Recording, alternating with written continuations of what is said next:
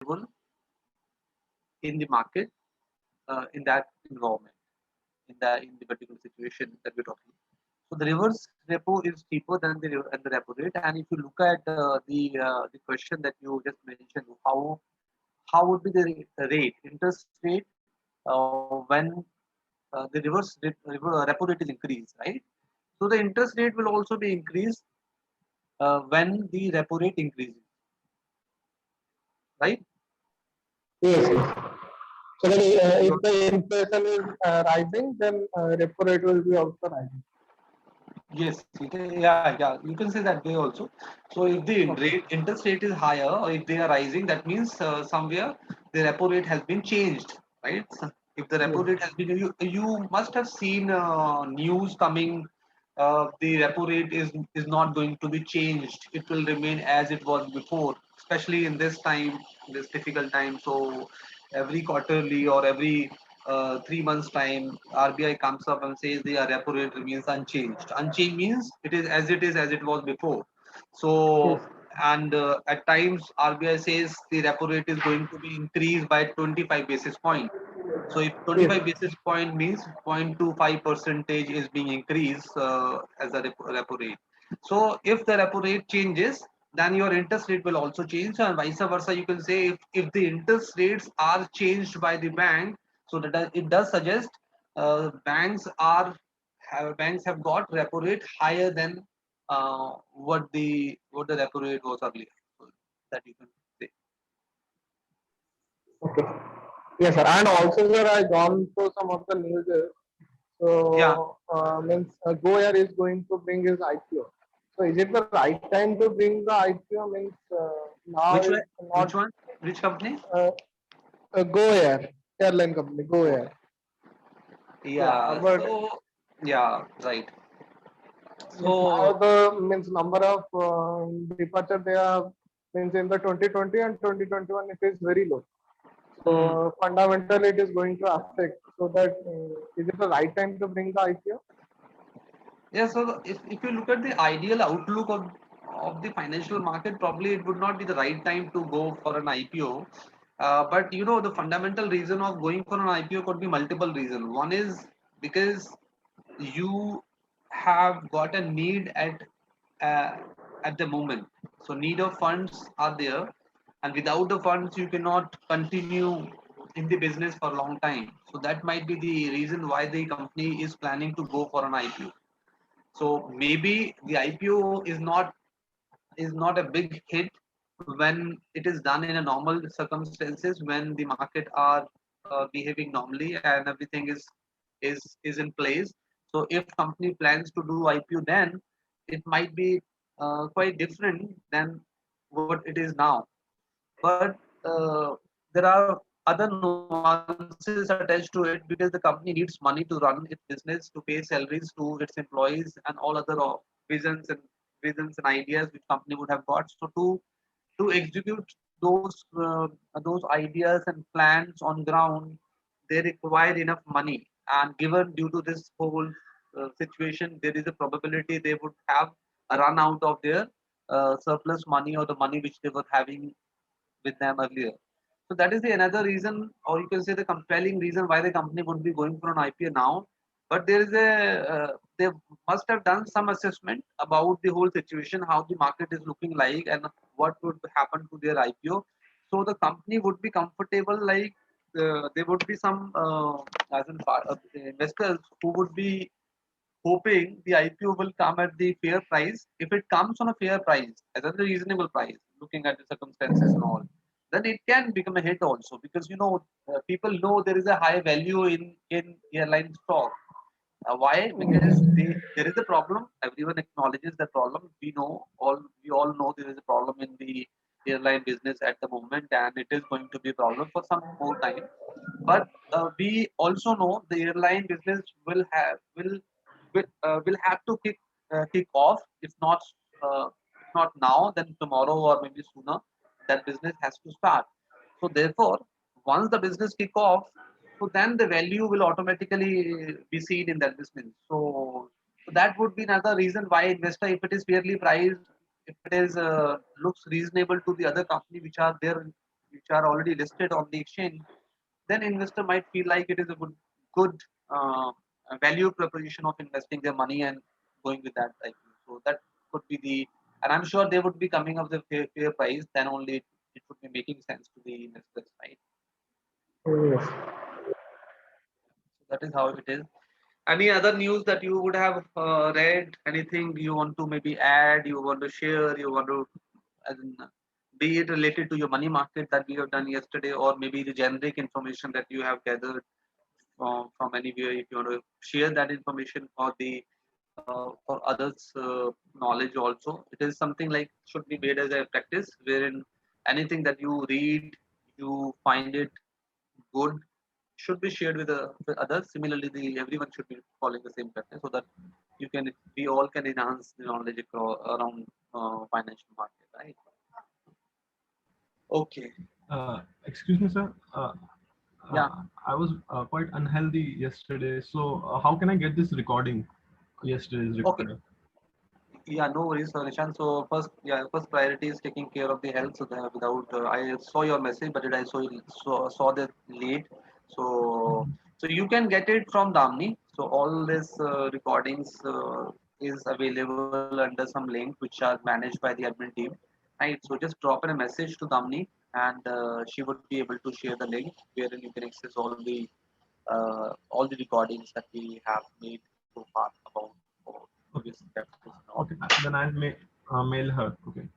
That won't be Yeah, an you issue. can drop a message on WhatsApp, maybe mail her. That would be fine. Yeah, that would be also Yeah. okay. Okay. Anyone else? Anything? Okay, Siddharth. So for you and I have already asked for the LMS access. Maybe you can just check later today or tomorrow if you have got the access or not. Okay, And sir. Okay, sir. okay, fine. Okay, let us now begin with a new chapter, that is Forex. Okay, so this is Forex.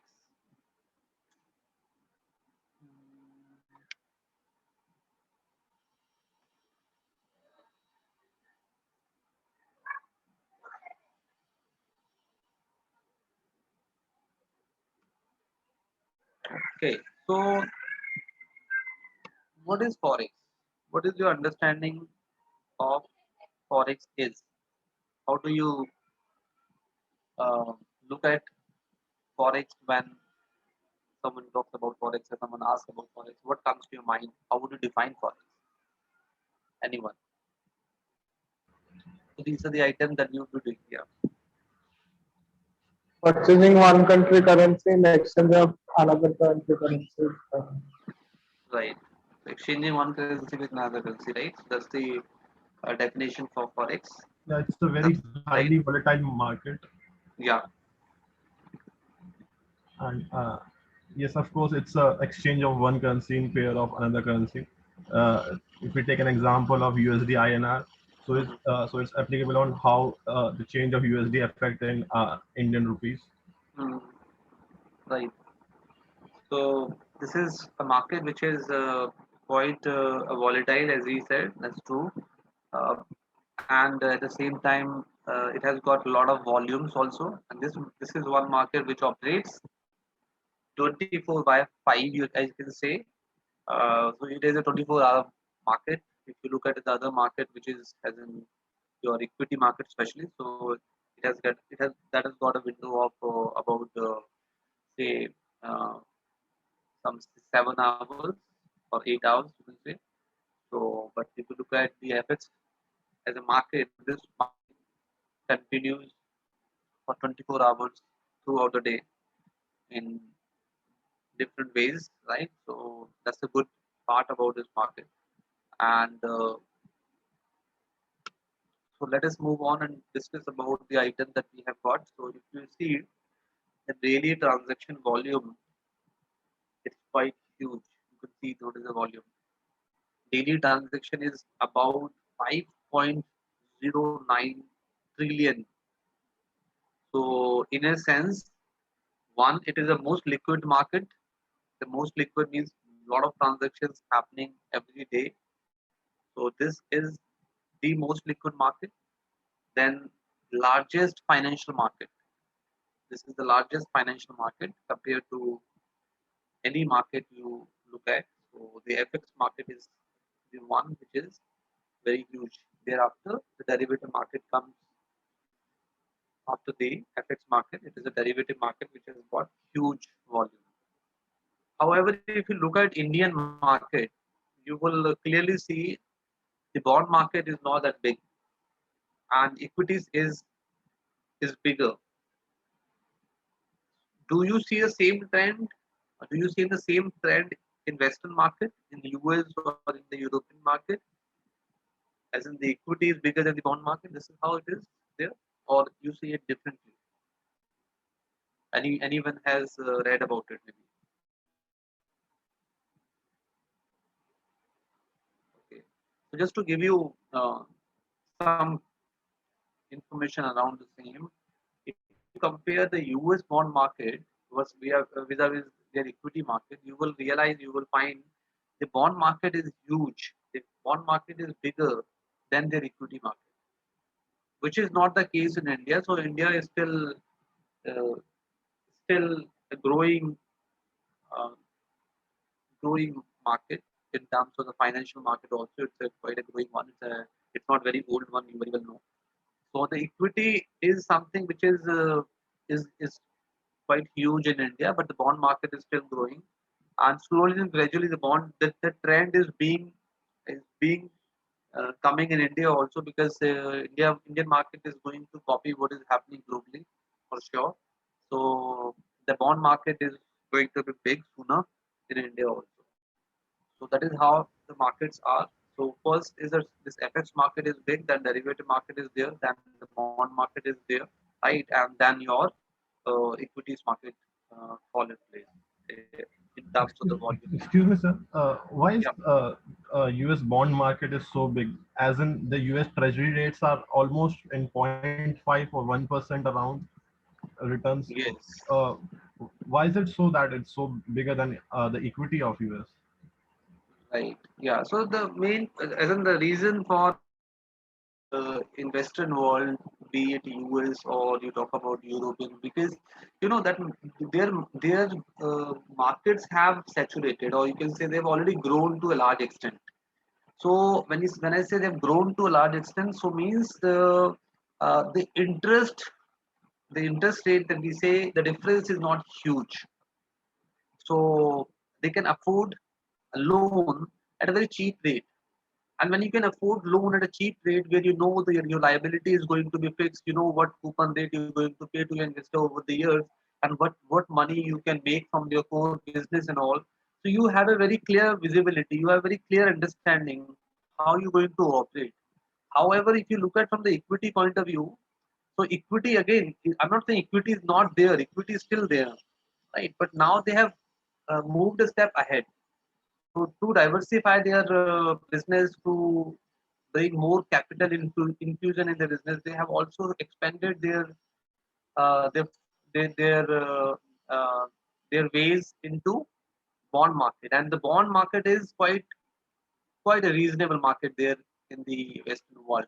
So as you see, as you yourself said, the rate is one point something and all in the normal situation and all. So that's the reason the bond market is growing. And after a certain point, there comes in a saturation in every market, be it a equity market, be it a bond market also. The bond market is also grown market now.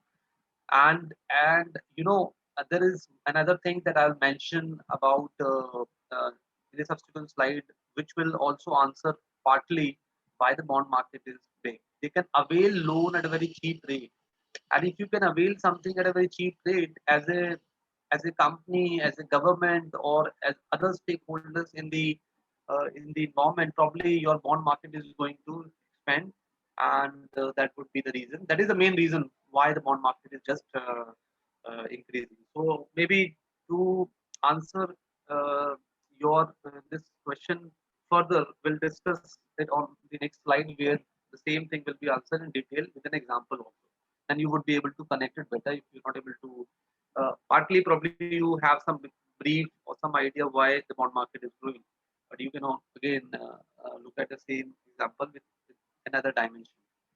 So hope it is partly clear right now. Yes, sir. Okay, so this is when you do your buy foreign currency from a domestic currency, then it is called normal FX buy you're doing. When you are selling your foreign currency for the domestic currency, then you are doing the FX sell. And when you are selling one foreign currency for another foreign currency, that would be called a cross deal. So you can say the kind of FX trade that you can have in the forex market. So these kind of forex trades you can have. One is the buy trade, another is sell trade, forex sell, another is the cross deal. Cross deal forex means you are buying one foreign currency vis-a-vis another foreign currency. So that is a cross deal. Okay, now let us talk about this one: fixed currency, floating currency, and reserve currency board. Anyone has heard what is fixed currency and floating currency and reserve currency board? Anyone has ever talked uh, have heard these terms before? Fixed currency is generally the foreign exchange, which is means controlled by the government, and in the floating currency, which is market regulated forex rate, which is Yeah. generally depend upon the demand and supply. Mhm. And reserve currency board, I was not means sure, but I can means Uh-huh. it is like one board is created which to means control on the inflation. They Hmm. generally means reserve out all the domestic currency Uh, and only to control the foreign exchange to means control the inflation. okay. Okay. So let us talk uh, more about the same terms that we have got in the slide. So fixed currency, as the word suggests, it is going. Your currency is going to be fixed. So when I say fixed, that means your currency is going to be pegged against another currency. That would be the foreign currency. So we know the dominant currency in the world is US. So every country has some forex reserves. So that forex reserve is I'll also talk about forex reserve later. But before we jump to that thing, so fixed currency is when you are pegging your currency vis-a-vis any other foreign currency. Maybe I'm pegging my currency vis-a-vis US or Euro as these are two most dominant currency in the world. So as a country, you can peg your currency against another currency. And why do you like to do that? So you would like to have a stability in your financial market in terms of forex exchange. And who are prominent players in forex market? So if you look at one trading is a different aspect. I'm not going through a trading thing at the moment. I'm talking from the point of a business only at the moment. So if you look at there are imports and exports happening, right? And imports and exports are the main reason of forex change or forex fluctuations, you would say. So if your imports are more and exports are less, what would be the situation in FX? Will your currency would be stronger or would your currency would be weaker if your imports are higher than your exports? Just to assess how do you look at this particular situation? Right? I'm just making a situation where you are exporting your goods to another country, right? And sorry, you are importing goods from another country. That's the first situation. So will your currency be stronger or weaker, and why that? If that's the case, if it is weaker or if it is stronger, why it would be Now, weak? Well, if I think you it will be a weaker one because we are paying in terms of foreign currency. Yeah. And so the demand for foreign currency is higher. So Uh-huh. our own domestic currency will be weaker. Hmm. well, it Okay. will be weaker because if we are selling something, they must be having added profit with that, and then due to that, we have to pay extra. Yeah. Right. And So yeah, your currency would be weaker if you are importing things. While just to put it with an example, then you can probably relate it. So as we know, the market mechanism or market phenomena is demand and supply, right? This we know very well. So if you are importing something, so you are importing means you are buying in USD, right? If you're importing something, so that basically means you're buying in USD. So you would be converting your currency, as an Indian home currency, into USD, right? And if that is happening, so you are increasing the demand of other currency. If the other currency you're increasing the demand of USD because you are importing everything. If you are importing in USD, so what you are doing basically, you another player who would be giving the goods to you would be selling in INR, right? Wrong. If there is a player based out of US, let's take there is a entity A which is in US and there is an entity B which is in India, right? And B entity is importing from entity A.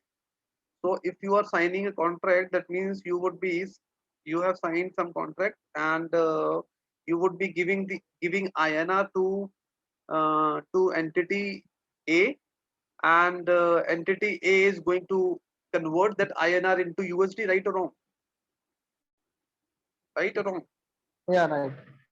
Right. So entity A needs USD. Entity A can't survive on INR. INR is your base currency. You are importing Apple phone, and for that matter, Microsoft uh, computers and all those things. So if you're importing all this stuff from foreign countries, so you would be dealing in INR. But at the end of the day, the entity A cannot keep INR with them. They would need USD, and for that they would have to exchange the INR with USD.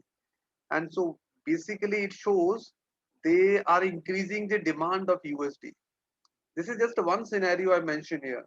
Just look at the same thing from there are as in million customers who are importing. If million customers are importing, that means there would be a million customer on the other side.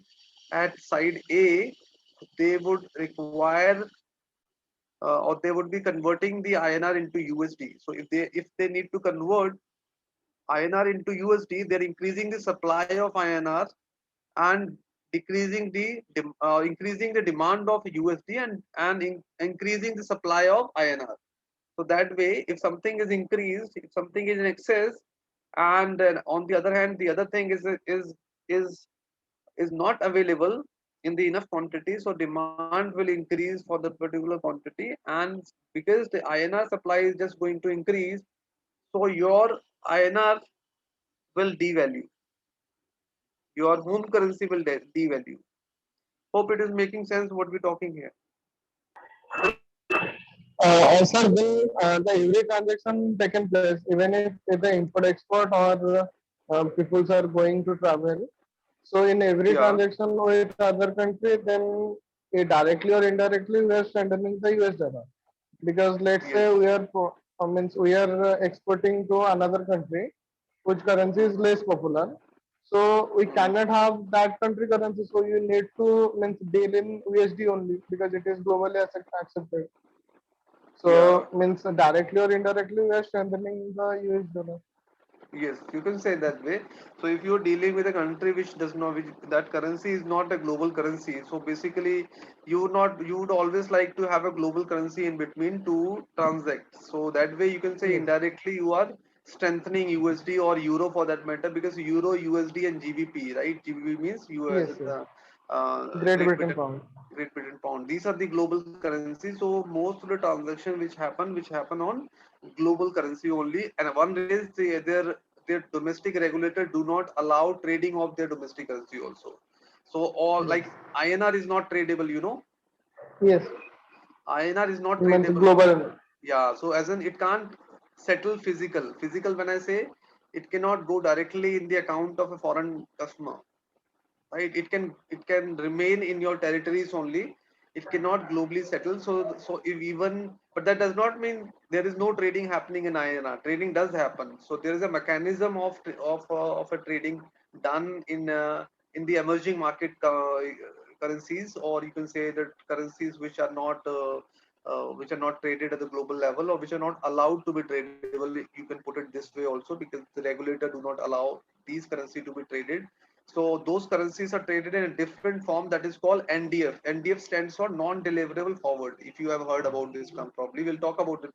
We'll talk about this NDF in the subsequent slide. I'll not want to confuse you, so that's the reason I'm saying, as in the currencies which are of emerging market. When I say emerging market, so you can say as in the Malaysian dollar, or you can say as in the Philippines currency, which is or Thailand baht, right? So these are the emerging market currencies. So these currency, JPY is a tradable currency, I would say, and JPY is tradable quite hugely, I would say. So apart from JPY, there is no such currency in Asian market, neither even Chinese currency, which is traded at global level. So you can see now, you can understand all these currency would fall under emerging market only. So these currencies are not traded at global platform. So the most liquid currencies are, USD, Euro, and GBP only. Rather, Euro is on top, then USD, and then and then your GBP. That is how they are linked. So okay, this fixed currency example. So do you know China has got fixed currency? If China has got a fixed currency regime, or it has got a floating currency regime? Or what about India? Has India got a floating currency or fixed currency? Any idea? India is floating currency, but China, I Hmm. think it is fixed currency. Not sure. Okay. Okay. So is there any advantage of having a fixed currency? Do you think there are any advantages of having a fixed currency regime? I guess, sir, I'm not sure, but there will be some. There Yeah. won't be any Uh-huh. significant impact on the inflation and recession thing. Like if there is a fixed currency like thing, so net fluctuation in currency will not much impact the Uh-huh. inflation. So that Uh-huh. might be the reason that US has a very good economy or something like that. I'm not sure. I'm just guessing. Yeah, yeah, yeah. So It might be due to yeah. the influence, Hmm. the influence of these. See, if these countries like Bahrain and Hong Kong dollar, they are very small Hmm. in nature. So if they don't have a Hmm. fixed currency, they won't be recognized either, no?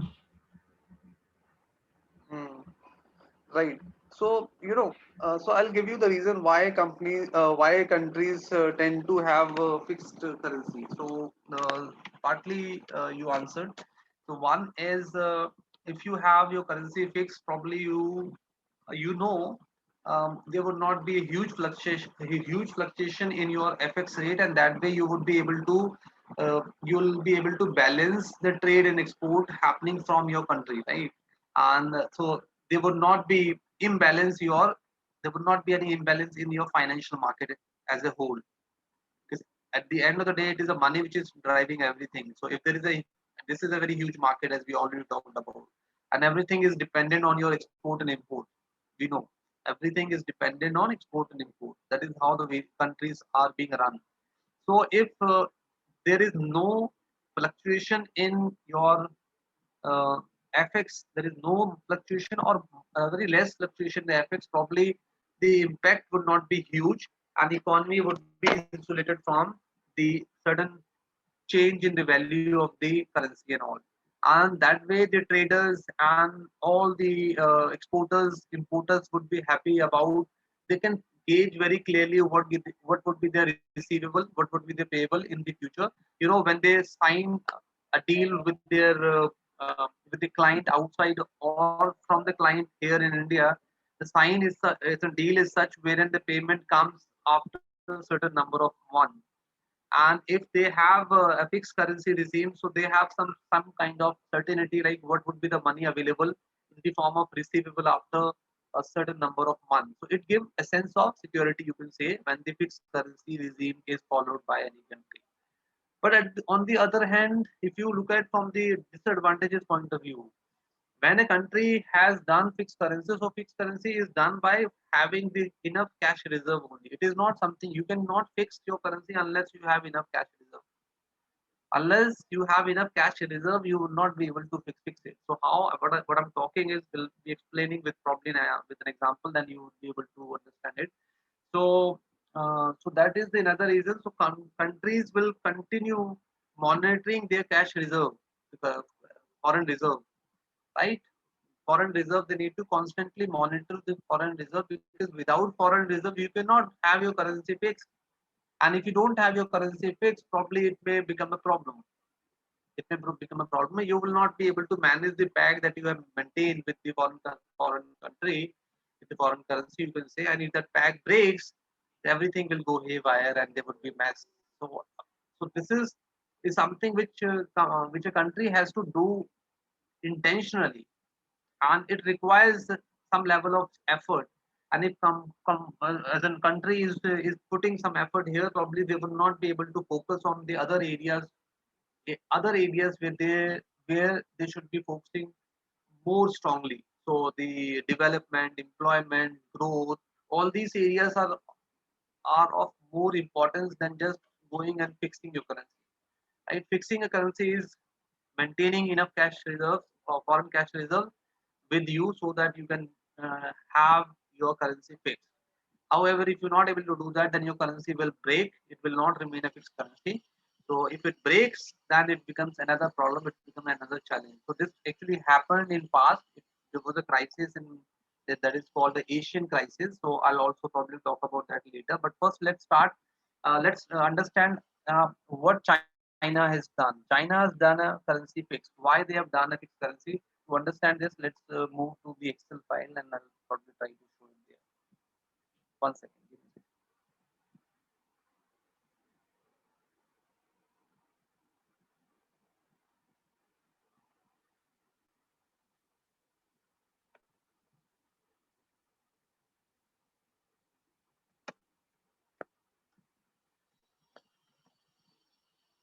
Okay, so what China has done, China has fixed its currency, and with that they are able to really do magic for the economy.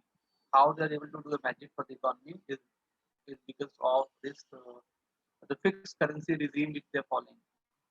So here is China and here is US.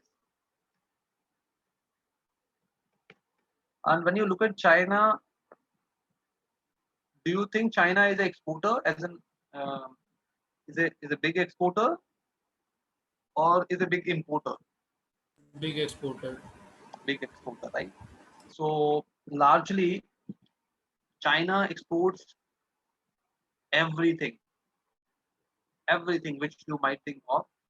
So China exports to European country, China exports to US, China exports to all over the world, all including India, right? So that is how the China is growing. And now they realize if they export, their economy is the currency is going to be stronger. As we already discussed, if you continue export, then your economy is or your currency is going to be stronger. If your export level increases, then your currency is going to be stronger. And therefore, what China has done, China has fixed its currency. So China has got which what is the currency? The Chinese currency. It China's is yuan. right. Yuan is the Chinese currency. So this is close to I guess 8.5 uh, per dollar, right? One USD is somewhere equivalent to maybe somewhere here and there change. I'm not very sure. I'm just telling you the last number which I checked. Is this somewhere this close to this number? So they want the currency to remain one USD equal to one USD equal to 8.5 yuan. So that this is the fixed bag they have created, and how they are maintaining this bag. This is what we're going to understand. Because when we say fixed currency, how the fixed currency work and how currencies are actually fixed. Right? So they have got this sort of a pack with USD, right? So every yuan will be every USD would be close to 8.5 yuan, right? So So now, when you are doing export, so what is happening? You are increasing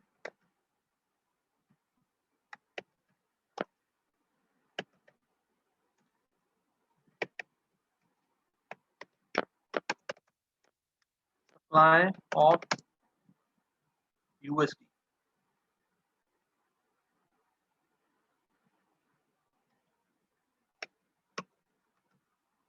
right?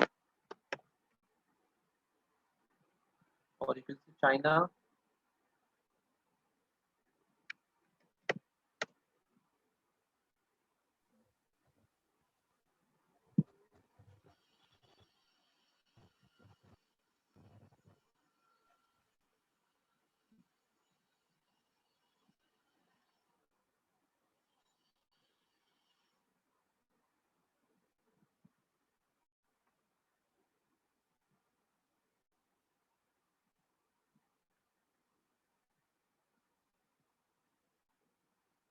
what the China is able to do? China is,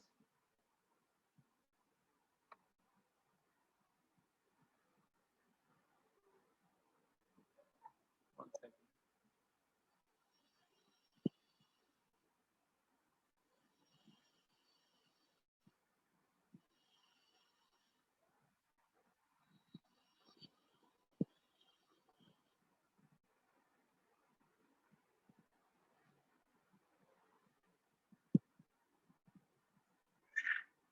Okay, so this is how here I will write export,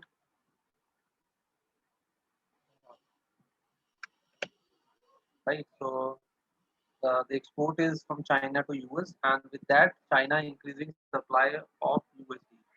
So this point is clear. When I say China exporting to US, and if they are exporting big time, and I say big time, they're exporting each and everything to US, not only to US, we even to various other countries also. But the USD is we are right now looking for in the context of USD as a currency. So just understand from US point of view. So China You, increasing the sir, supply of your USD. Yeah. screen not visible. Oh, one second, one second. Oh, this actually this screen share is something stops. As in it needs to be changed every time. So I forget. Give me a second. I'm sharing. So this is how I'm saying. This is China placed here, right? And this is US here. Okay. So and the export is taking place between China and the US. This is the currency. One USD equal to 8.51. Why this? By having a great deal of exports from China to US, the supply of USD as a currency increases in the market. Do we agree with with this statement which I've written? China increasing supply of USD by having large exports. Fine. Do we agree with this statement? If not clear, I'll tell you. If you are exporting, so what you are going to receive in return? So if you are exporting something, like you're exporting goods and various other things to US. So what you're going to receive in exchange? You're going to receive USD as a currency, right? Yes, Agreed? yes, So when you're going to receive USD, so you are flooded with USD. Just assume you've got a room, that room is filled with USD. You are because you are exporting every now and then, every minute you're exporting one after another, and that means you've got so much USD available with you. And now what you will do? You will have to exchange it with another person who can offer you yuan, right? Because you cannot run your business with USD. You cannot pay salary to your employees in USD. Can you do? Can you pay your salary to your employees in USD? No, in China. I'm saying.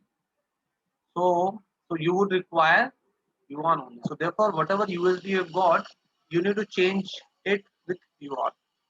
And so you would have to place. You will have to go in the market, and you will have to sell all USD and get yuan. And with this, your currency is bound to is bound to strengthen. So when would I say my currency is strengthened? When my currency becomes one USD becomes 10 yuan, will I say my currency is strengthened, as in the Chinese currency is strengthened or not? Or when one USD becomes 6 yuan, in this time it is strengthened than earlier.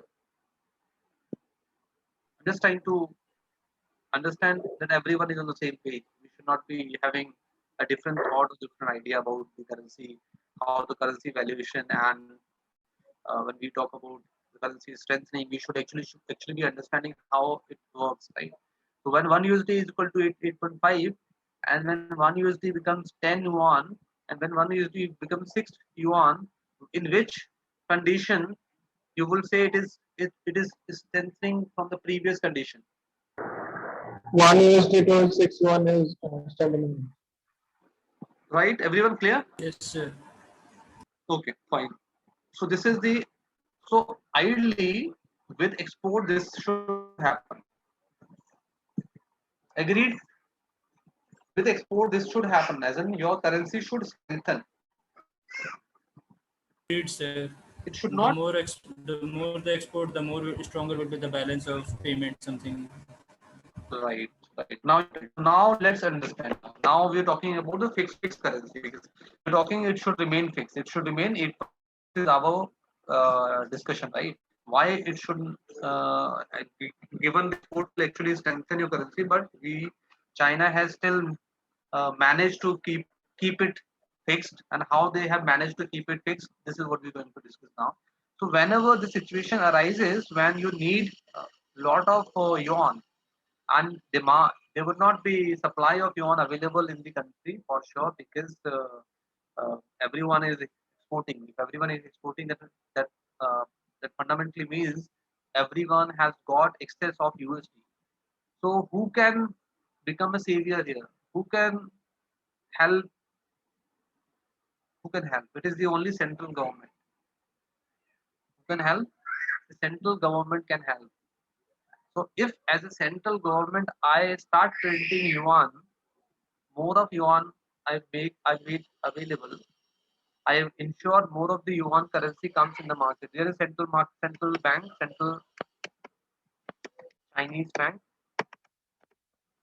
Okay, so this bank ensures, or you can say the print yuan to bring enough currency in market. Okay, clear? This is what the central bank is doing. What the central bank is doing? Central bank is printing the domestic currency, and when there is not, when there are not people available who can match the supply of the USD with yuan, what the central bank, Chinese central bank does, and Chinese central bank makes a position in the market with the money they print. That with the help of that money they make a position and they start buying USD. So who buys? Central bank buys USD against against printed.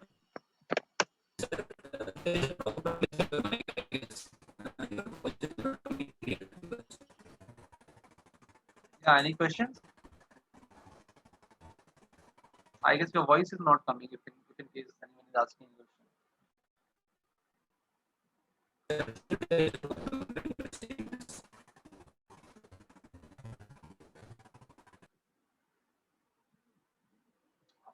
Hope my voice is clear. Hope everyone is able to hear me. Yes, your voice is clear. Okay, fine, fine. So let's continue. If in case you have a question, let me know. If because I could not hear anything, as in, and I did not hear any question. If in case anyone is asking, so this concept I guess is clear as of now. What we're talking here is if there is a supply of USD in the market, and to maintain the fixed currency peg which the Chinese government has decided for themselves, that that, that we have taken for the as example 1 USD equal to 8.5 yuan. So to continue maintaining the same peg which they have done with USD as a foreign currency. So what the central bank does, central bank increases the supply of the domestic currency by printing it if in case they do not have enough currency available at their end. And with that, what they do, they buy USD and they supply enough yuan in the market. And with that, there would be this peg will continue because the supply and demand matches. So there would not be any break happening in the fixed peg, right or wrong? Hope this makes sense, right? This concept is clear or anything is not clear here? Let me know.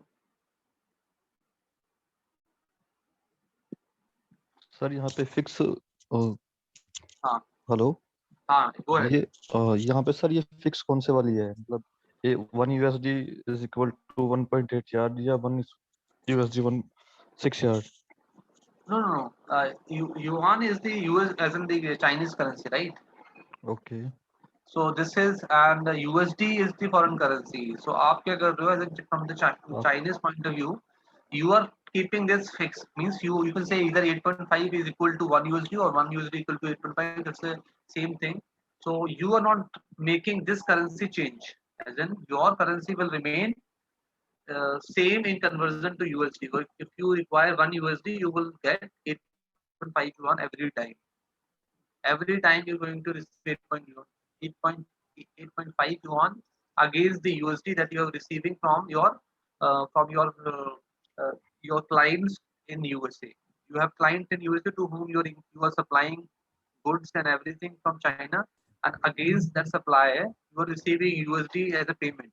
So because your client is not going to pay in yuan, your local currency, your client is going to make payment in USD only. Clear or not? Clear? So when you receive USD, you would need to change it in your domestic currency. Your currency is yuan, and to okay change that currency, you will have to go in the market, right?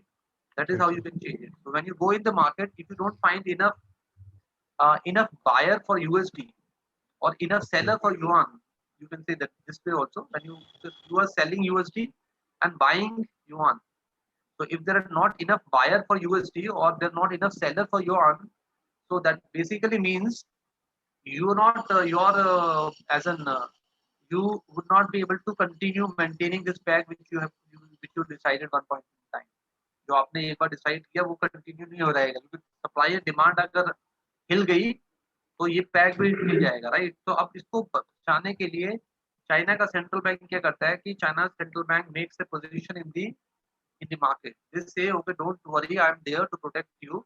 So if in case you need yuan and you don't find enough sellers in the market who can sell yuan against the USD, so I'll print the local currency, which we can do, right? As central bank can print currency, they print currency and they take a position in the market. They sell yuan and buy USD. So they have got a lot of USDs with them. Central bank buys USD against printed yuan, and this is how this current currency is not changing, right or wrong? Right sir Right now, what is happening? Currency when But yeah, but so this could go otherwise, na? If USD inflates, then they have to print much more currency, and if they are printing much more currency, they are inflating their own currency. yeah, that will happen as a consequence. This may happen. This will lead to some problem later for sure. But at the moment, they are just going with sole objective of increasing their export, and they are very sure like they can this way boom their economy for the short period of time for sure, right? So now look at another picture now. Now we were talking, there was a question I guess from Nishant, right? So you were saying why the bond market is huge in USA, right? Now this is connected with this example now. You have got USD as a central bank, Chinese central bank. Chinese central bank has got a lot of USD because when they are printing yuan, they're giving it to you and you're getting in return USD. And this USD is is useless for you. You're not going to use USD as a currency in your country for sure, right or wrong? So what you can do,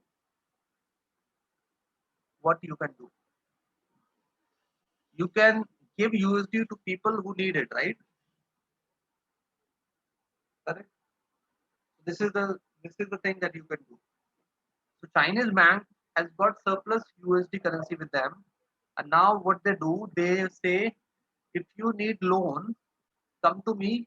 I'll give you the best rate available in the market. I'm going to give you the best rate available in the market. So you would not find the best rate uh, giving any other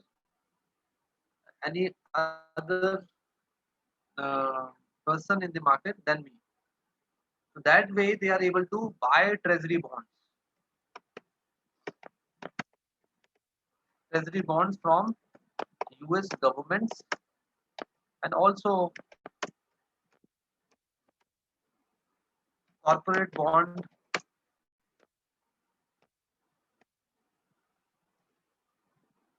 from other US companies. Just they can do right or wrong. If you want to buy a US bond, so you need to have USD. So Chinese government have got lot of treasury bonds from US government, and this is another reason this market is going. This US bond market has become so huge. Hope this is answering the question, the first question that we also talked about in the beginning. Any doubt here? Anything not clear? Any other question you have at the moment? So even with 0.5 or 1% of interest rate, the deal which will might be in billions, so they get a millions of revenue in that. Yes, right. Okay. Yeah, so that is how it will be. So and how this fixed peg that we have there is helping the export companies, because if this changes, if this becomes more, then the exporting would not be useful for them. As in, if it becomes 1 USD equal to 1 yuan, or for that matter 2 yuan, 3 yuan, right? So then the exporting would not be, because the raw material is going to be expensive, right? And if the raw material becomes expensive, okay, it all depends upon the currency only. So if currency inflates, so everywhere this appreciation will impact. You would not your salary would have to be increased, and if you are, as it is, you're not getting much in return when you're exporting outside the world. You're getting less money, so then it would be a problem for exporters. And this is the reason that the exporters always want to have a fixed currency. If they don't have a fixed currency, if they start in the home currency starts strengthening, the exporter would not find value in it, because exporters this is a cost. In, Strengthening of local currency is a problem for exporters. So the exporters would always like to keep the currency fixed, so that they can meet their expenses back in the home country, and at the same time they can make enough profit from the outside. So that is the reason becomes this is how China is able to dominate in the world. They are doing a lot of exports by having their currency fixed. But if you look at uh, from the economics point of view, fixing a currency is not something which is going to solve all the problems which a country has got. It might solve the problem in the short term, but ultimately, if you want to show the real progress, then it is the fixed currency which is what reflects the real progress of the economy. Because this is, you can very clearly now understand, this is not the real progress. They have got their currency fixed, and that is how they're just increasing their export like anything, and able to dominate in the world. But if is this is broken, Like if this peg is broken, then you know what will happen. This will become a problem for China, right? Everyone. So this was an example for fixed currency. Uh, Now let us look at the other one. One second. Okay, floating currency is very simple because now when you clear the fixed currency, floating currency is where you are not eh, fixing it with any currency. Your currency is as it is, and whatever changes, what is the demand and supply is there in the export and import market, that will continue changing your currency value. So the currency can be up, currency can be down, currency can see fluctuations. So this will continue in case of floating currency. And what is reserve currency board? So reserve currency board is kind of international institutions like IMF as an international institution. If IMF manages the monetary policy or as an the currency of any country, uh, be it your Hong Kong dollars or Argentina peso is just an example given there. So their currency is fixed by these reserve board due to one non-availability of central bank in the country. That could be one reason. Another reason, the central bank is not efficient or effective to manage all these fluctuations which are coming in the currency, and thereby the company is going through huge inflation and all. So to curb these inflation and to have uh, strong controls on this currency fluctuation, the Reserve Currency Board can take over. And the Reserve Currency Board, as the example I give you, IMF can act as a Reserve Currency Board. So the process will be same, wherein they would be also fixing the currency with a currency, with a stronger currency like USD. They would be fixing, so they would need to have enough cash reserve for that, or cash reserve would be against the low domestic currency which is in circulation. So they can have 100% cash reserve, or they can have 50% cash reserve, as in while they look at the um, while they look at the currency flow in the currency and how currency flow in the country, and see how this need to be fixed. So if they want to completely fix it vis-a-vis any country's currency, so they can have a 100% cash reserve of the local currency floating in the country, and that reserve they would be further using in terms of loaning out to other player, right? So at any given point in time, they would not require the entire reserve. So they would be generating interest on reserve, and that is how they would be fixing the currency of a given country. So again, it is kind of fixed currency where why they're doing it, they are doing it to curb the inflation and all. They're doing the curb the inflation. If it is not fixed, then probably the country may go into big problem. And to fix this currency, they take over, and it is usually done by the reserve boards like IMF and all the big houses, the as in the institution at the world level, international institutions, I would say, they do this work. Clear about these types of different currency regimes? One is a fixed currency regime, another is floating currency, another is a. Okay, let's just read through these slides which talks about the same information that we have already Sir, discussed can now. you please explain reserve currency board? Yes, yeah. Reserve Currency Board is like where the international body like IMF, right? Instead of a central bank doing the fixing, the example we just saw, the Chinese central bank takes a position in the market, and uh, they ensure enough availability of domestic currency by printing notes and all. So when there is either there is no central bank who is efficient enough to manage this, and people lose trust from the central bank, so then the reserve board can be assigned this responsibility of fixing the currency of domestic currency against the domestic currency. So the process will be same. They would have to have enough cash reserve, so they would be buying that cash reserve to fix your local currency. The cash reserve would be bought from the international market, USD, Euro, whatever currency they want to buy. So that cash reserve can be 100% of the local currency in flow, and it can be partly also, as in 50% of the currency flow. So that currency would be there to maintain the stability on the FX rate, or to curb the inflation in the market of that country where the local country where the central bank is not able to do it, right? Or there could be another reason, like if you look at this Hong Kong.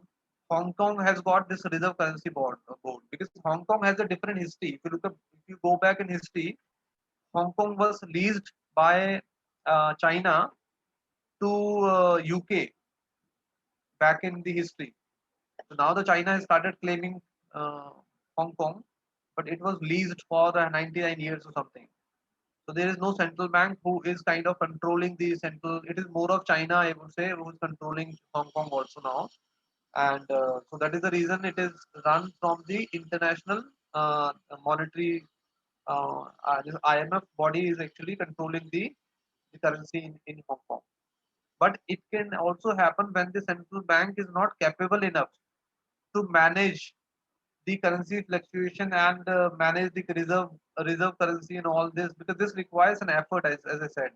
Central bank should be capable enough to oversee the reserve requirement, uh, the currency reserve requirement, right? So this FX reserve needs to be maintained strongly and needs to be monitored on an ongoing basis to ensure what is the requirement over the month or over the years, so that accordingly the reserve requirement uh, can be maintained as per the requirement of the market.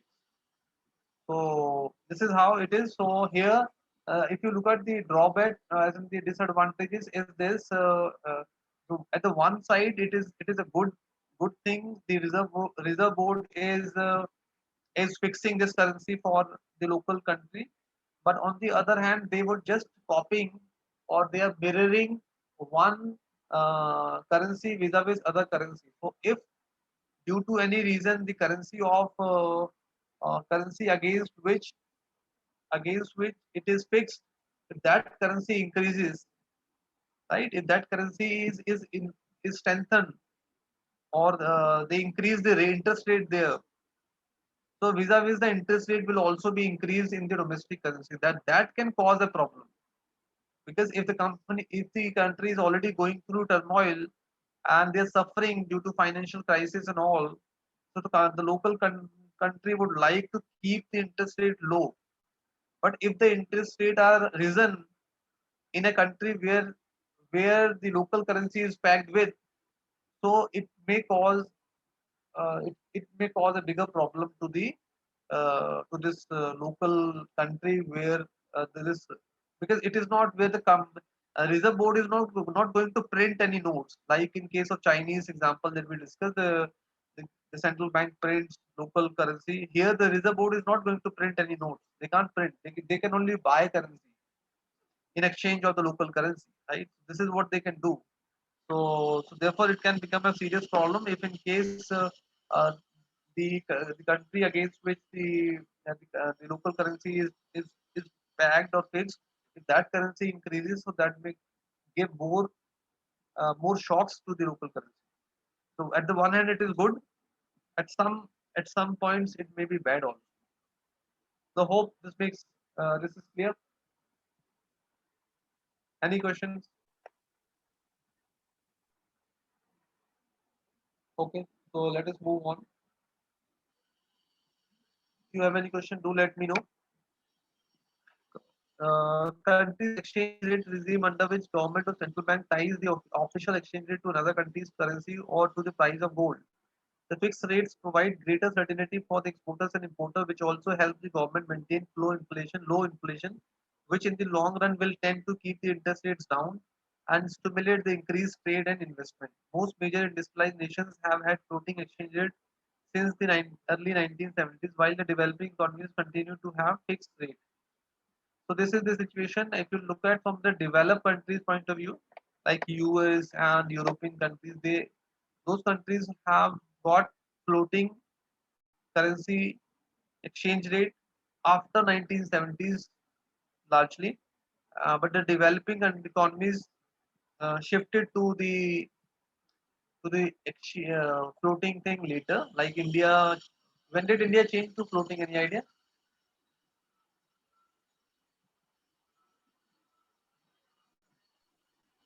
91. It was 92, somewhere this time only when they shifted the fixed currency, the currency exchange rate. Before that, it was sorry. Before that, it was fixed only for India. Also, India used to peg its currency against USD. Against USD. Okay, so there is a one system which I am not sure whether is mentioned in this slide or not. You may read about that system that is called Bretton Woods system. If you have heard about this system, Bretton Woods system, anyone has heard about it earlier. So Bretton Woods system is one system which was so earlier it was that the currency was pegged against gold. So USD, as in the US currency, was pegged against gold, and all other currencies of the world were pegged against USD. That is how the global economy was being managed. Back in the history, if you go back in the history with the help of this Bretton Woods, if you look about or read about this Bretton Woods system, then you will understand back in before 1940, that is after Second World War, uh, it was made before 1940, as in all the currencies were pegged against gold. But after 1940, so this was made this way, wherein USD was pegged against gold, right? And all other currencies were pegged against USD. So after I guess this After World War II, na, to develop the European economy. yes, yeah. So this is how it was being followed from then.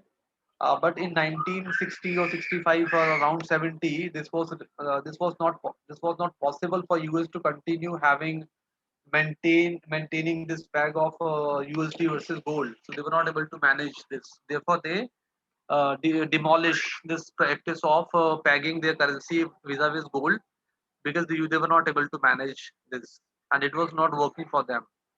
So they dissolved it and they moved on to the floating system. So it was fixed for every country, you can say, one point in time. It was fixed for every country. Even for US was having a fixed, and that fix was against the gold. They were fixing the currency against the gold. So gold availability will decide. So gold supply or demand will actually increase the demand of the currency and vis-a-vis that way. So the concept will work like same in the same way, like we have seen the example of. That is how the gold example will also work. If the supply of the gold is enough, right? So then the currency, you would be able to manage the currency peg that you have maintained. And if you want to change the currency peg, right? So then you will have to do away with a fixed regime. Fixed regime is basically you having something fixed, right? And if you continue having a system fixed, then you are not actually growing. It is just a it is not giving you the real growth picture. Even if you look at the Chinese example, so China will suffer this problem later, wherein they will have uh, economic crisis or economic problem for some time when they remove this pack. They cannot continue having this pack for a long time. There is another thing which I want you to read about. Probably this is not given here in this chapter. There was an Asian crisis which happened, or you can say Thailand crisis, right? So, and where this country Thailand was also pegging its currency against USD, so it was fixed for them also before 1995 or in 90s only. They also removed the fixed peg, they removed the fixed currency regime, and they moved on to join this floating currency when this crisis happened. So there is a story behind it. I want you to go through the story, but to brief you what happened then. So this, as in the Asian countries, especially Thailand, Philippines, all these countries were growing like anything, and people were investing in these countries, and especially the real estate and all, right? So the infrastructure was being grown, and Thailand and these countries were actually giving quite a good rate, good interest rate back then. And what the US investors and the other foreign investors started doing, they started taking loan from their bank and putting that money here in the um, in Thailand or in the as in the Philippines and Asian countries and talking. So what happened? The foreign inflow actually started coming, and if the foreign inflow started coming, so your economy started booming, right? And that way the economy was booming. But all of a sudden there was some news, and that news was the investment which was made in the real estate and all is going to bust soon, right? This happened. It's going to bust soon. So what happened? So if this becomes a situation, so the investors who have put in their money um, into the Asian. Give me a second. Let me just put it here. Just plug in.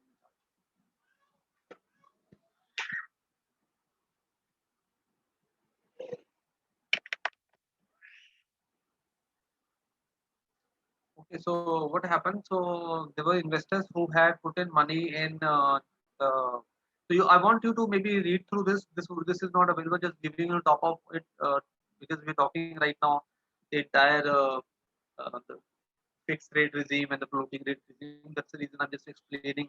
But I want you to do a bit of a research and gather more information around the Asian crisis, which happened back in 1996 and 95, right? So that you can know about the whole story.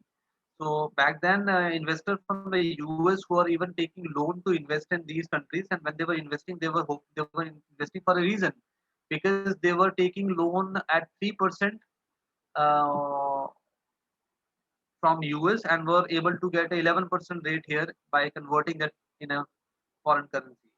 And the difference of this exchange was higher. So they were kind of misusing the money in the system, right? This is kind of misuse only, right? You are taking a loan from one bank which is based out of US, and then you put that money in a foreign country like Philippines, Thailand, and all, and you know the exchange as in the interest rate is quite high in this country, and therefore you are able to generate more money. When you convert that money in USD, you are still able to make profit out of it. So this was the motivation behind doing all this investment. But later, what started happening? The investment which has was made in um, in these countries, there was this was mostly made around real estate, and real estate started uh, started going down in terms of there was a news or there was rumors, you can say that real estate is going to plunge or it is going to burst, all these things. So what the investors started doing, investors started uh, putting out or pulling out the money from the system. And if you pull out the money, what will happen? So demand increases for USD. Like let's take in a US, there were US people who put in money. So when you try to you pull out your money, so your demand increases for your USD. And if the demand increases, your local currency uh, decreases in its value. If the local currency decreases in its values, that basically means you would require a huge reserve to cover the position which the investor want to pull out from their country. And as in the central bank was not capable to manage that back then, and therefore they went into a huge crisis. And later on, the bank decided they will continue the floating thing. They will never do the fixed exchange rate. So that was the thing which I want you to probably deep dive. I would not go into present detail more here, because that's one sort of an uh, study or case study, you can say. You can also look at that one to get the more information. Then we can talk about the same in the next class later.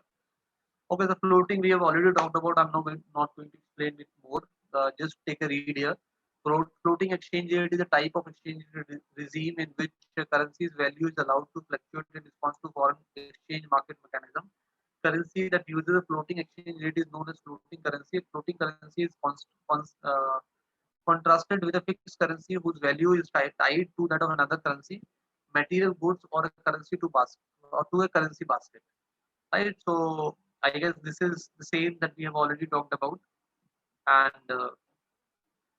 moving on, just let me know if you have any question. Do let me know in between also, right?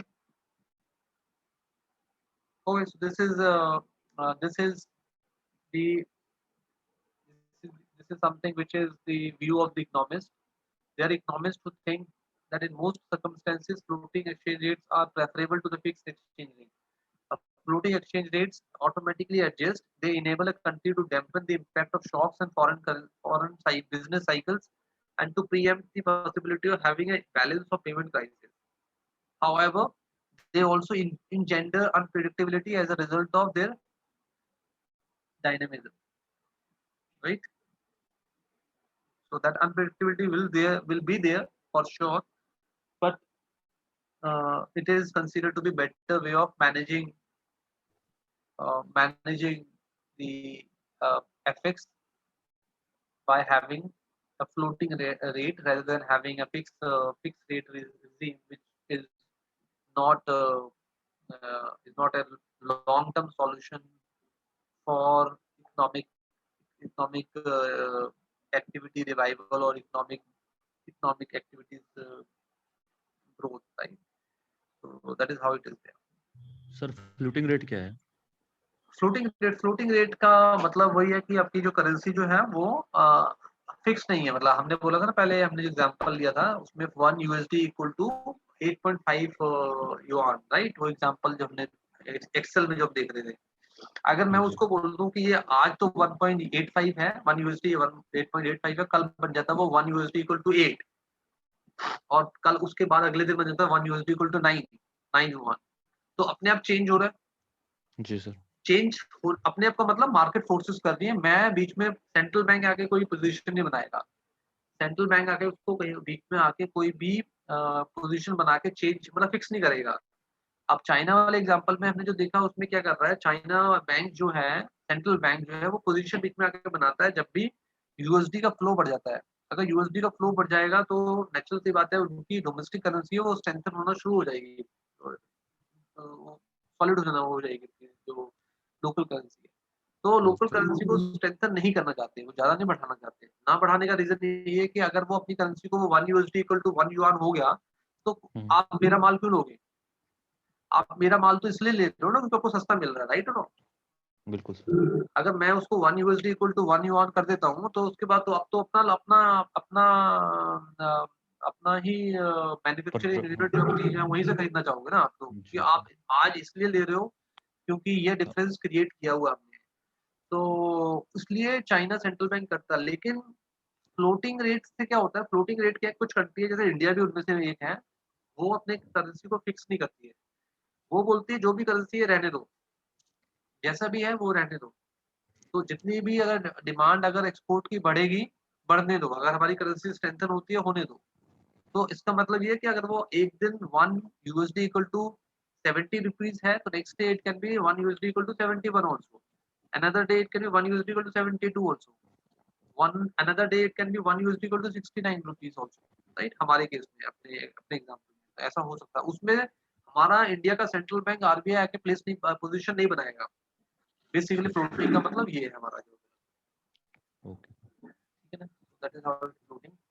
Okay, so moving on, primary argument for floating exchange rate is that it allows monetary policies to be useful for other purposes. So this is the argument. What is the reason behind behind suggesting floating rate is better than the fixed currency rate?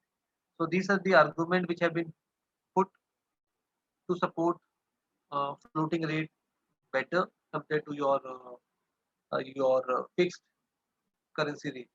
So the worst is primary argument for floating exchange rate is that it allows monetary policy to be useful for other purposes. Under fixed rate monetary policy, committed to the single goal of maintaining the exchange rate as its announced level, A system of floating exchange rates leaves monetary policymaker free to pursue other goals such as stabilizing employment prices. The exchange rate is the only one of the main macroeconomic variables the monetary policy can influence. So if you look at these four blocks which are there, so you probably understand very clearly. So if you see the same thing from the government point of view, the government is not just supposed to manage the FX rate. They have got a lot of more tasks to do. So if the primary focus becomes to maintain a currency fix, then they deviate from their actual goal, which is the growth and employment and all other things. So maintaining currency as currency, having stability on currency is just a one thing, one macroeconomic variable. There are many other things which a government need to focus on, and that is the reason they should not bother about much on fixing the exchange rate. Rather, they should bother about setting up more manufacturing in units and setting up all other things so that there can be a actual growth happening in the country. So that is the agenda of that should be the agenda of the government, focusing on fixing the currency of the country. So this is the reason which is put in here. So as defined, so Reserve Currency Board we have already done. So you can just take a look, read the same thing as defined by IMF. A currency board agreement is a monetary regime based on an explicit legislative commitment to exchange domestic currency for a specific foreign currency at a fixed exchange rate, combined with a restriction on issuing authority. The advantages of using a currency board includes low inflation, economic credibility, and lower interest rate. There is practically no monetary dependence on monetary policy. Will focus in maintaining the coverage of reserves monetary policy is in detriment of other domestic considerations. Central bank will no longer act as a lender or last resort. The monetary policy will be strictly limited to that allowed by the banking rules of the currency board agreement. Right. So these are the few examples. Hong Kong dollar is there, and the Bulgarian lev against euro. So these are the ones which are managed by IMF. So Reserve Currency Board we have already discussed. So it is managed by IMF. Again, the reason they do it because either there is no central bank who is able to manage it for the country, right? So and maybe the central bank is not present in the country. That would be another reason. So then the Reserve uh, Currency Board actually come into picture, and they take this responsibility of fixing the currency of a domestic country so that the inflation and economic stability can be maintained and the lower interest rate can be created. Lower interest rate can be maintained in the country to to not have higher inflation and all those things. Right? Any confusion? Hope it is already clear because we have already discussed at length about Reserve Currency Board earlier. So these are the currency acronyms given. As such, you do not need to remember, just for your information only. Uh, Features of FX market: the global network of world's bank with no centralized location of the OTC trading. So again, it's a part of the OTC market only. Largest and most liquid financial market in the world, representing more than 3.98 trillion worth of transactions each day. Primarily used for speculation, hedging, arbitrage, approximately 95%. The rest is used for need-based trading. Okay. Code-driven market. There are two markets we know. One is order-driven market, another is code-driven market. So the FX market is part of code-driven. The quotes are given. Bid and ask. Bid and ask is ask rates are given, published on a daily basis. Right. So those rates are taken as a benchmark to trade into FX. Right. And the difference between the bid and ask is the profit of the dealer who is um, giving you that rate on that given day. So the difference between a bid and ask would be called profit for the dealer. Okay. It's a 24-hour market. Forex market opens Sunday 5 p.m. EST 10 a.m. GMT. Closes Friday 5 p.m. EST 10 a.m. GMT. Right. So it's a 5-day market. You can say 5 day and 24-hour market. Currencies are What was that OTC written in the bracket? this one. OTC, this OTC, yes. Yeah. So OTC as we say, like there are two markets. One is the exchange driven market, and another is over the counter market. The over the counter market has no physical presence, so it is not any physical market like when you talk about the exchange market, it has got a physical presence. Like in India, you talk about BSE, right? Bombay Stock Exchange or NSE, National Stock Exchange. So these have got presence in Delhi and Mumbai, right? So these are the two physical market, which is called the exchange-driven market, which is managed by the regulators and all. So there is another market which is called OTC market, that is called over the counter market. Over the counter market is a virtual market. There is no physical place, so any party or any bank can sit across the table, decide upon the deal that they want to do, and accordingly take position in that deal. So it is kind of making their own trade, making their own customized deals, and it is not regulated directly by the regulators. It is just a kind of governance which is given by, especially the derivative market is being governed by uh, the as in the entity called ISDA. ISDA stands for International Swaps and Derivative Association. This body actually governs this market. So when I say governance means, they just going they are there to look after the interest of the party, but they're not going to settle the legal issues. They're not going to settle the issues, so it has to be settled in the court, the court of laws, which is in different jurisdictions where they're doing trading and all. So this body which is running the OTC market has given certain guideline which every party trading in the financial market has to adhere by. But if they don't adhere to those guidelines, which is laid down there in the form of as in the form of principles, in the form of the guidelines and all those things, then the governance body cannot may compel the parties to follow it. So, like in case of exchange-driven market, if something is not followed in letter and spirit, then the regulator like SEBI is the market regulator in India, right? Securities and Exchange Commission Board of India. So this regulator can actually make you follow it. Same is not the case of the OTC market. So OTC is the physical, it's a virtual market, you would say. No such physical place is there for the OTC market, but OTC market is a big market. It's a very huge market. And similarly, the FX market is also kind of a OTC market only. It is not any physical market. There is no such physical place. But there are dealers available in banks and all who can provide you the FX as an FX conversion and all. So this is there, but largely it is a part of your OTC market. Okay. So is this the reason why India has very few currency pairs? As in, it is a part of the OTC market, you're saying? Yes, because it's not governed, no? So that's the reason why we have a very few currency pairs. Like I think in India we can trade in INR, JPY, INR, USD only, no? Yeah.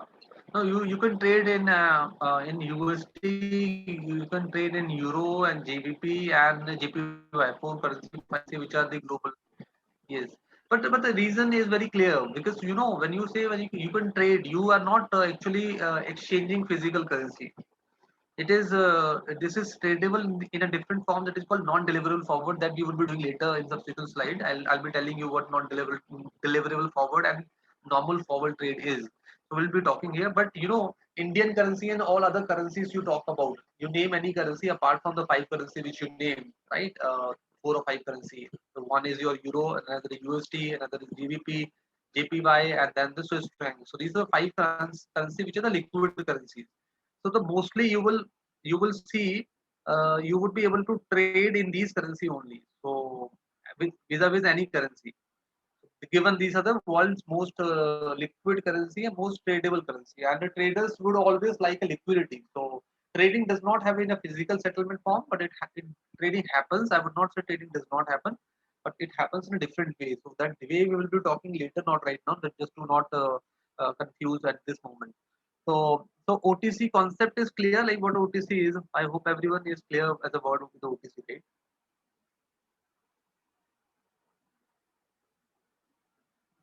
Or any more detail you require on OTC? Anything maybe not clear?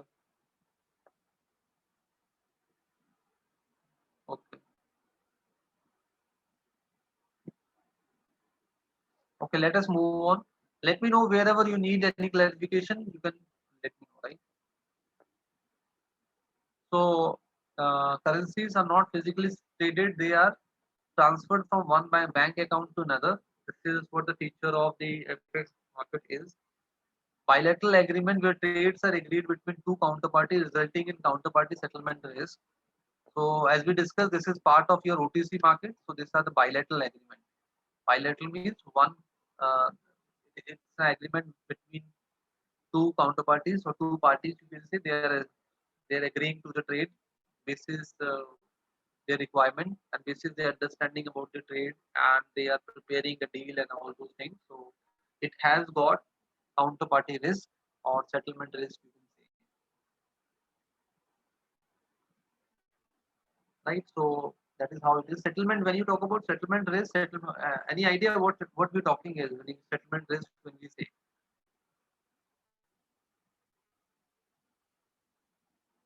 Okay.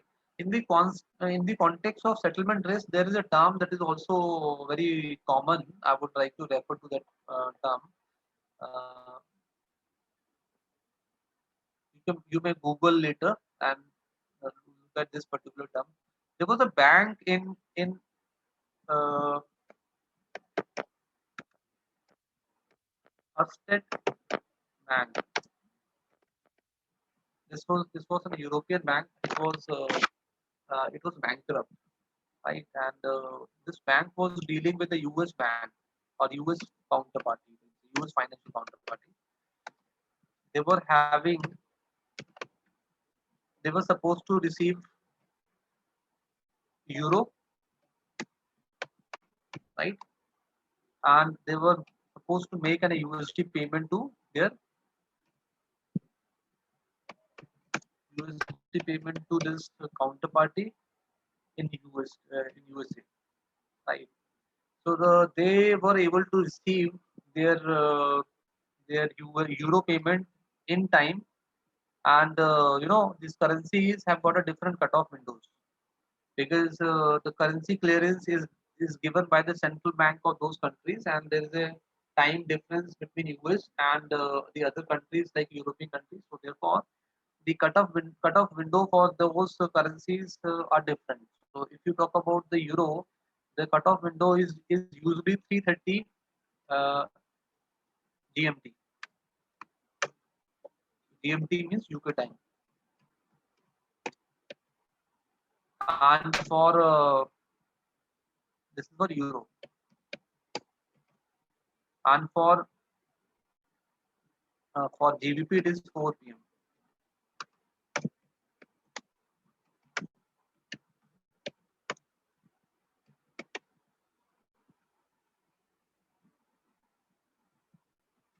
Okay, and for USD it is quite late.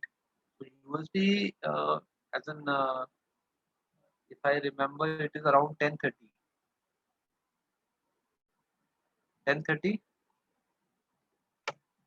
p.m. GMT.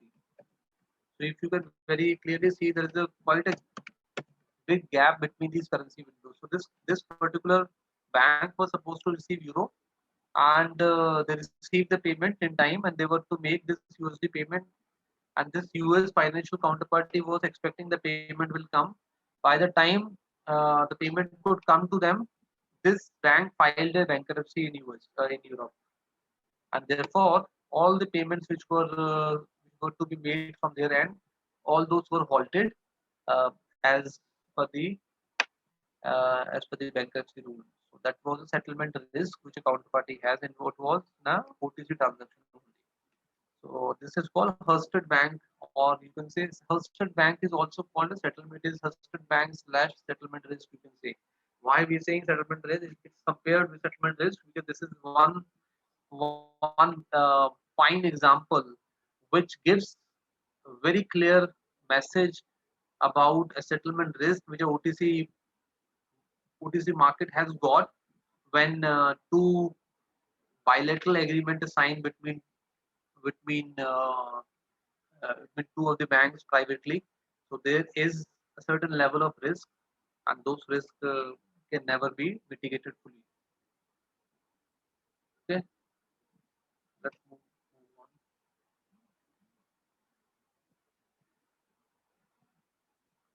Okay, so this is a low margin, high volume, volume or high value market. Freedom to trade anywhere, low cost also. Who all participates in the FX market? Individual, authorized dealer, and change money changer. Central authorities, money supply, inflation, interest rate. Central authorities play their role to keep the enough money supply, inflation, and interest rate. This is managed by the central authorities. It is kind of a need based. I will put it all into need based trading. Then the speculation, hedging, and arbitrage is market maker, international corporation, companies, fund manager, commercial banks, investment bank, and brokerage houses.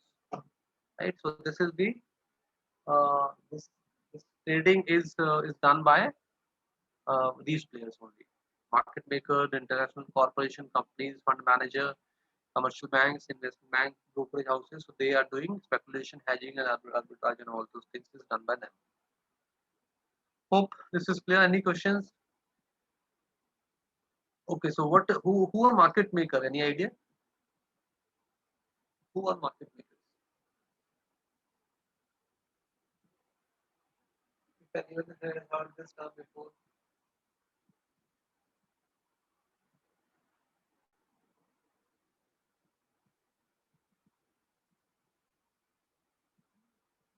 So market maker are the ones who are driving the market, who are running the market. So they are called the market maker. Market maker who have complete control of the market. So that is a name. That is how this name market maker has come into play. So these are the big players or the big fishes who are the one deriving the entire market. So that's the reason they are named market makers. Okay. So big banks are called market makers. Big giant banks are called market makers. They stimulate a market by providing two-way quotes for various currency pairs. Very important function, especially in times of recession or low volumes. For publishing bid and ask prices, they entice other market participants to buy and sell products. There is no brokerage. Their earning is the spread between the ask and bid they quote. Right. So this is how the market makers are able to play their role in the market.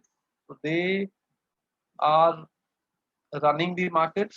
They are driving the market. They are the one who are keeping enough liquidity in the market. They ensure even in the times of recession there is liquidity in the market. They continue buying and selling of the foreign exchange, and which is why they have a dominant position. When I say dominant position, so they are ready with buy, they're ready with sell. Every kind of position can be given by them to their clients. Okay. Sir, who is the market maker in India? In India, it is if you look at from the Indian point of view, right? So these are the big player like HDFC Bank, SBI, and ICICI Bank. They are the market maker in terms of investment banking point of view. However, if you even talk about the bigger banks like Morgan Stanley, Citi, Goldman, all these big banks are also present in India. They have their corporate desk. So they even run their Citibank is there running the money market segment and other desks. So even these big giant which are also international bank, they are still playing key role in India. JP Morgan is also there in India, and Citi is there, and Bank of America is also there. They have their corporate desk, which is playing very active role in money market segment, and that is how they continue play the market maker role. Even you leave aside the Indian banks, SDFC and ICC Securities and all, they don't have the dominant place even the Indian market because these players are really huge. Okay, and Citibank is present in India for quite a long time. It's not a new story, and it's not present today only. They were even present back in 1990. So uh, so how that old they are in the market. But sir, at the moment, only Citibank credit card is functioning in India. Na? Every other segment has walked away, I guess. No, no, no, no, no, no. So no, no. This is not the story. So Citibank has is moving from the retail business or Indian retail business. So when I say retail business, you mean your banking, retail banking, and the card business, right? So Credit this was card the comes retail. under retail banking only. Yeah, retail banking only. So credit card comes under retail banking. So they are moving from credit card business and also from the this banking business, retail banking and all. But they will continue having their corporate business in India. They're not going to stop the corporate business in India for sure because corporate business is the money making business for every big giant banks and Okay, sir, got they it. There never was some they, confusion. That's why I asked. yeah, no worries. So this is the story. It came last month only, right? The story as a news actually came in the month of April, I believe so, wherein they announced they would be leaving as in the retail business from 13 countries including India. They are also leaving this business from 12 more countries. So India is one of them. So, but as far as money market and all other markets, even the FX market is concerned, they would continue playing their role there.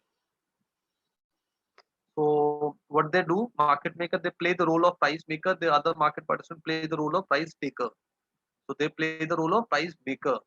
They also be the price taker in case they require to hedge their position. They can also take another position in case they also need to make a hedge position. So we'll look at the example of a hedge and all in the subsequent slide here. So these are the methods how the FX transactions happen or executed. Algo trading is a system based trading. System does trading instead of a man doing or human doing a trading. Algo is a system which has got an algorithm in it. That is a name. That is the reason the name algo is written there. So algorithm is built and basis that algorithm trading is done in the currency. Then there are other systems like currency NX, FX Connect, and FX All for clients. So, you know, need not remember them as such.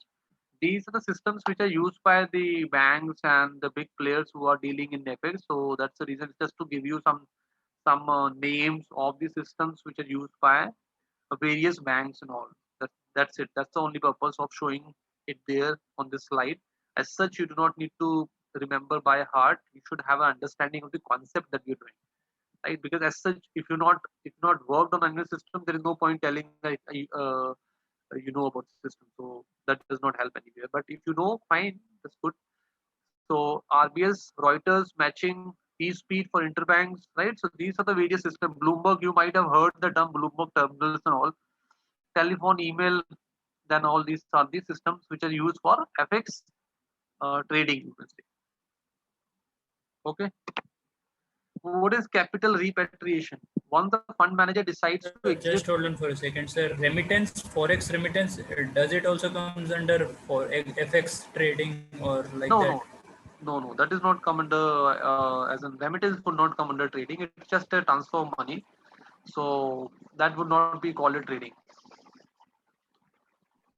Okay, trading is only when you are taking a position to buy another, and so that is a different thing. That would not be considered trade. As in the remittance is more about transferring your money to another country, right? But that would not be considered a trade. It is just a normal transaction which you are doing, payment transaction. You can say it's a payment, the mode of payment. You can say Got it, sir. So transactions like Swift, does they involve FX? yes, yeah. So yeah, Swift is if you look at a Swift, right? Swift, what is Swift? Swift is actually for every transaction. It is not just for the FX. Even for the even if you look at from the equity point of view, or you talk about fixed income, right? Every transaction has a Swift. Swift is Society of World. What Swift stands for? If you Society for Worldwide Interbank Financial Telecommunication. telecommunication. It is equivalent Yeah. to UNR, what you call in Indian banking. So, Right. So Swift is more about the way of communicating about the transaction. So when you are transacting, be it your FX transaction or your as an security transaction, you get a Swift message, and that Swift message is to ensure or give a message to your counterparty. Like if we I am trading with you, how would you know that I have actually placed an order in my system and this order is going to be instructed in the market? So you would be sure only I give you a Swift copy. So Swift copy would have all the details of your account, your depot account, and all those things. If I'm trading into security, if it is a cash, as in the FX, then it will have all the as in the big number, big is a bank identification code, or IBAN stands for international bank account number. So and your then subsequent account number and all those details would be given in the Swift as a message. So we'll probably talk about, give you an example of Swift later, not right now, because Swift is for the transactions that you are doing. So that could be a payment transaction also, that could be a trade transaction also. For every transaction, no matter which transaction talk about, everywhere the Swift would be included, because Swift still has a very huge place in it. And probably with the advent of a blockchain in the system, the Swift may have have slight downfall in its as a dominance in the market in the years or time to come.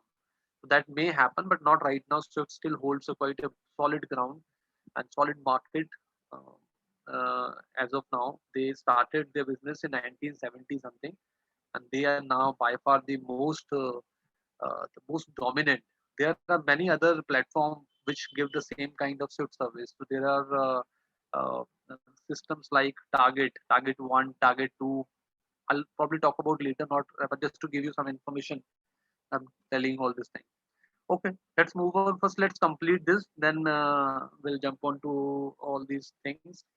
Okay, so what is any other question other than what we have? Is okay to go ahead? Okay. So what is capital repatriation? Capital repatriation is when you have invested in a global fund or outside your home country, and you want to secure off all the position that you made outside. So you sell your foreign currency reserve, or you sell all the currency, all the trades that you made in foreign currency, and then receive your proceeds into the home currency. So that is called capital repatriation. Sounds very fancy term, fancy word, but very simple to understand. It is just like you have made your position in the foreign market, and you have got all those trades in different foreign currency. Now you do not want to trade in foreign currency anymore, and therefore you wind off all those trades and get your money in your home currency. That is called capital repatriation. Hedging. What is hedging? Any idea? Hedging, speculating. To remove the uncertainty, I guess. Hedging means. Yeah, right. So hedging is to remove the uncertainty and to be sure about your payable or receivable in the future. In we are looking it from the point of from the point of FX only. So you know what is the payment you are supposed to make in future or in the next 3 months or 6 months time. So you already locked in your rate. So if you lock in your rate today, so it gives a sense of security, uh, sense of hedging, right? Wherein your risk are hedged, your risk are mitigated. So that is called hedging. So you have already agreed for some rate, and that is not going to be broken as long as that condition is met, and that kind of thing would be called hedging.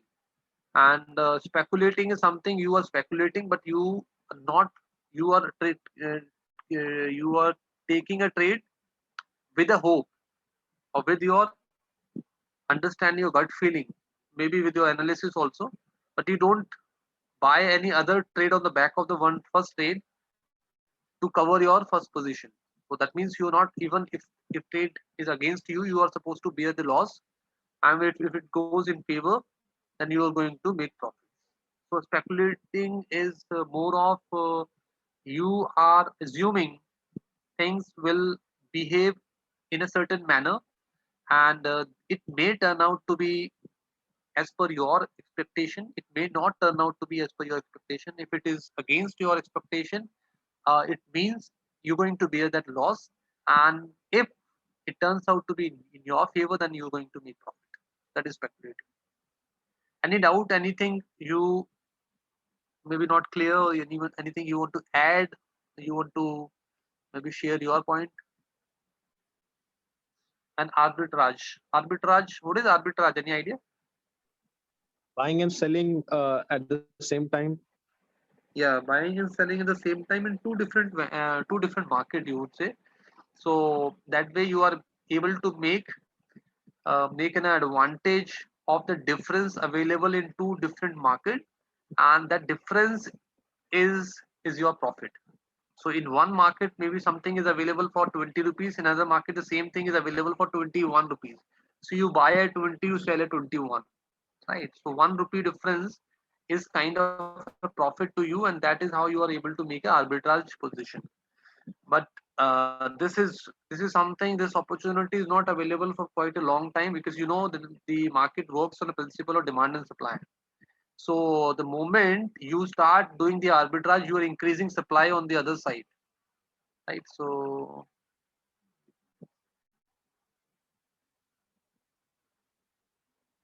yeah, right, guaranteed profit, you can say, in the form of arbitrage. Absolutely.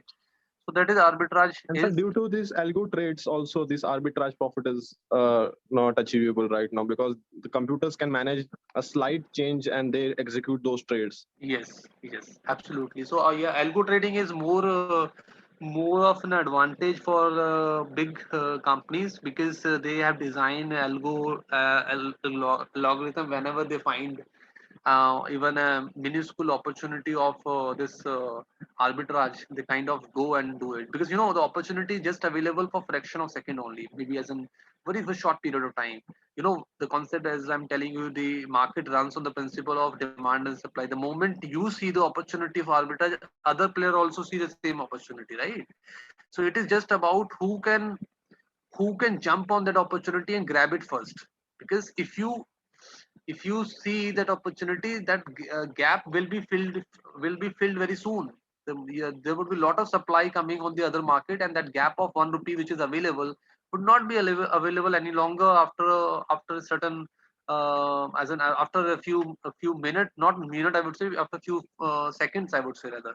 So that is how this arbitrage opportunity is there. And arbitrage opportunity is not for retail customers, I would say, because retail customers are less likely to take an advantage of this opportunity, though opportunity at times are available. Like if you look at the NSE and BSE also, you will find there is some difference to the share price, but that price difference remains for a very small time. So it becomes quite difficult to make to those as in to make those orders at the same time. You need to actually place those orders at the same time, then only you would be able to. It is largely done by the systems only, as the algo trading and all. So by doing algo trading, you are very quick, and you are able to make profit of you make an advantage of these opportunities which are available in two different markets, right? So this is your arbitrage. And the global investing is investing in global fund. So investing in foreign currency would be called your global investing. Buying foreign security globally by a fund is called a global investing. Fund should have a foreign currency in place before paying for the foreign security purchase. Right. So with this, probably we can take a break, and then we will do the rest of the. What's the time right now? It is two, right? Give me give me a second.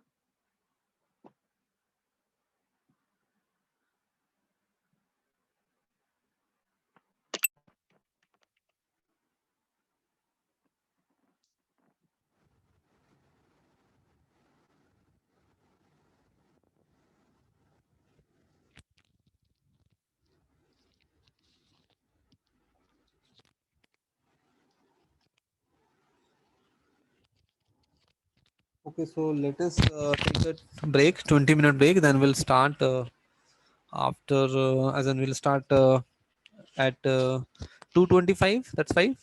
Oh, sure. Okay. Okay. Okay.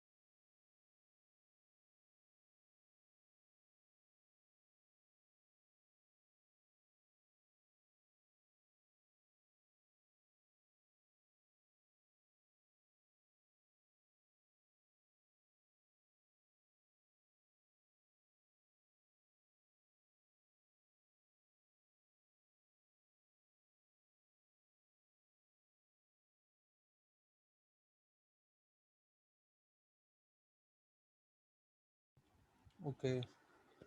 So everyone there? Shall we start? Yes, sir. Okay, fair enough. So Sir, okay, so can you let's please again repeat hedging? yeah, hedging. Okay, sure, no worries. So hedging is a term that is used when you're going to mitigate your risk. So mitigate your risk as in, so you see you have already made a position with a counterparty. Let's take an example. You uh, Okay, so let us take an example, maybe with an easier one. I'll not be going in the FX because at times it is a bit confusing. You have a trade, or rather, you run a manufacturing unit. Let's take you have a bread company. You run a bread company, right? And you need wheat every day, right? So it's a similar one. You can relate it with the FX also, but right now I'm taking a very simpler one because you can relate what hedging is all about. If you run a manufacturing unit that is pertaining to bread manufacturing, so you would require wheat on a daily basis for the production of enough bread, and that can be supplied in the market, and that is that's your core business, right? So if you don't have the supply of wheat available at your end, probably you'll not be able to do your core business, which is production of the wheats, and all that would be halted or that will be disrupted in a sense. So as uh, a wise businessman or businesswoman for that matter, you need to foresee your wheat requirement from months before your stock is going to be over. That is expected from someone who is into the business, that he can actually look after the requirement for the months, and accordingly have enough supply of the available raw material for the production of those items which they are required to made as per the core business they are running. So here, what the manufacturer would be doing, manufacturer might be having another contract with another party in the OTC market, because FX is also OTC. So that contract can be done with a farmer. That contract can be done with any other person also, wherein you contract that you're going to receive wheat in next 3 months at this rate. So rate is decided, quantity is decided, time is decided.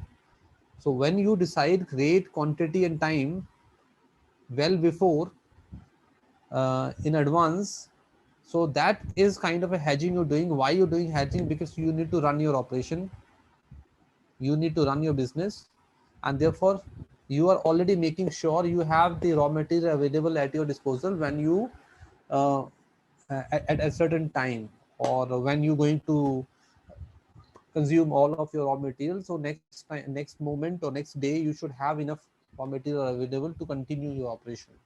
So this kind of a trade, which when you're taking, or you can say when you have a need based trading, when you're mitigating your sort of a risk to the work that you're doing, or to the operation that you're doing, to mitigating a risk which you risk to your operation. So this is a kind of an hedging you're doing in advance.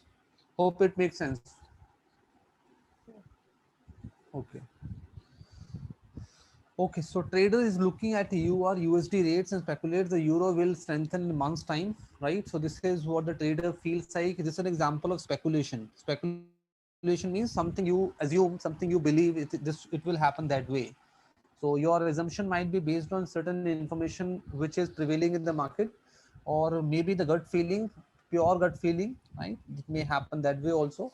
So this is the assumption of a trader. Trader makes an assumption the euro USD rates he look at, and speculate the euro will strengthen in months to time, in a month's time. So what the trader does, he buys euro 100,000, 100 million, and sell USD at a rate of 1.38 for today, right? And as per his assumption, it comes out, it comes out true, and the euro USD rate becomes 1.42. Okay, so this becomes 1.42. So every euro is 1.42 USD. So now what the trader is able to do, trader is selling less euro and able to make a profit of 2816901 in a month's time, right? So he initially bought euro, 100 million euro he bought, and he bought it at a rate of 1.78. So he was having a USD with him, and he sold USD, 138 million USD sold, and he bought euro this. And after a month's time, the euro became 1.42 against the USD, right? So he sell less number of euros and bought the same USD which he sold in the first place. And this way he was able to make a profit of 2,816,901 euro, right? So this is pure speculation, wherein you are speculating this will happen this way, and that is how you're making profit on a trade. Hope it is clear. Okay, now look at an example of arbitrage. So this is the arbitrage. Trader is looking at the GBP euro rates in two different market, which is one is USD OTC market, another is London OTC market. And in the US OTC market, the rate is one GBP is 1.2505 euro. Yeah, 1.2105 1 GBP, right? And London market it is 1.21. So what is the